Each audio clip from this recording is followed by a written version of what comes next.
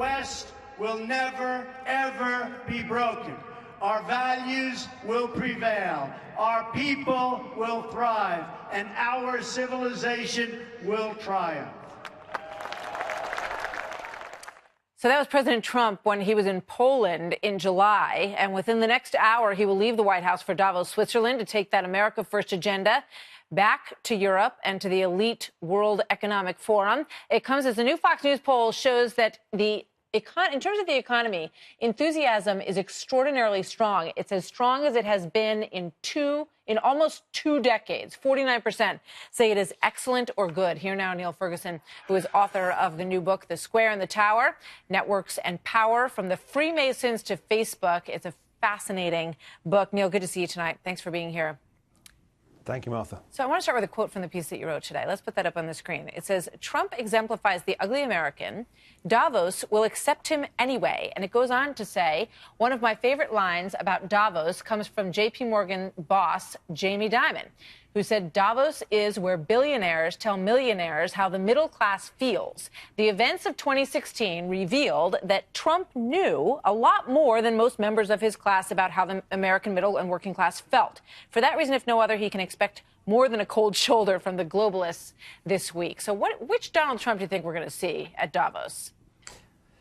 Well, we'll see Donald Trump, as he always is, unfiltered and probably making no concessions at all to the globalists. I think a lot of people expect him to be given a very cold shoulder. After all, a lot of his views on immigration or free trade run counter to the conventional wisdom of the kind of people who meet at Davos, especially the Europeans, who certainly don't like him. On the other hand, it is a World Economic Forum, and it's predominantly business people who are there. And whatever they may think of Trump's views on issues like immigration, they secretly love the economics here. And so my sense is that whatever they may say in public, and I imagine there'll be a few frosty disavowals, in any private meetings, I think they're going to be high-fiving President Trump because he's giving the world economy, certainly the U.S. economy, something of a tailwind at the moment.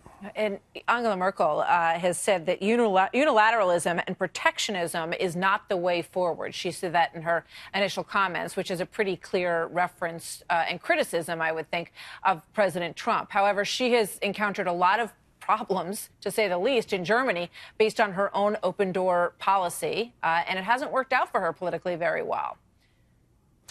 That's right. I think the tendency of the kind of global elite to see Angela Merkel as a hero and Donald Trump as a villain starts to look a little bit more problematic when you just look at the way German politics is going at the moment. I mean, there was a tremendous backlash against Merkel's open-door policy in 2015-16 when more than 1 million migrants came into Germany. At the most recent German election, she's only clinging on to power just barely. It's not even clear yet that she can form a coalition in Germany. So my sense is that the narrative of last year, which was that Angela Merkel is a hero, oh, and let's not forget Xi Jinping, the Chinese leader, who was the toast of Davos a year ago, I think that narrative looks a little less compelling now. Certainly from the vantage point of many ordinary European voters, it's Trump who's been right on immigration issues, not Merkel. Quickly, and I know it's hard to do this quickly, but just a quick thought on your your theory about Facebook and Google and Amazon and how they feel about the 2016 election and what you think they're going to try to rectify that with in 2020.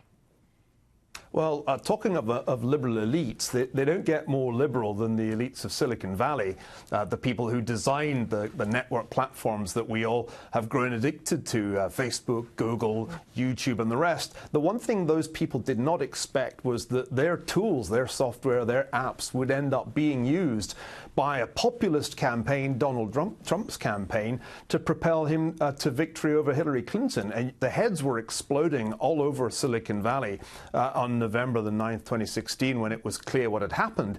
But it took a long time for everybody to start admitting how crucial Facebook as well as Twitter had been to the Trump campaign. And also it took a long time for Facebook to concede how far they had allowed their tools to be used by the Russians and Russian bots to spread what was unquestionably polarizing messages to American voters. At first, Mark Zuckerberg was dismissive. Oh, it's absurd to think that fake news news had any part to play in the election. Now we know that almost as many people saw Russian ads on Facebook as voted in the election. And it looks like, you know, with Facebook's move in terms of the way they're filtering their news, they're going to try to make sure that that never, ever happens again. I got to leave it there, but I hope you'll come back. And Neil, good to see you tonight. Thank you, Martha. You bet.